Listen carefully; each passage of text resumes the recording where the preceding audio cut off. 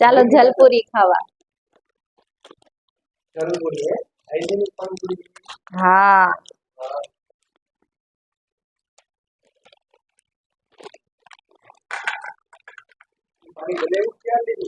પાણી તો તૈયાર જ લઈ આવવાનું. કોણ મહેનત કરે? મસાલો ડુંગળી સુધારાઈ ગઈ. આ કાંદો નાખો, પછી આ છે ચણા, અને આ છે મસ્ત મજાનું ગ્રીન ગ્રીન પાણી. ચાલો પાણીપુરી ખાવા.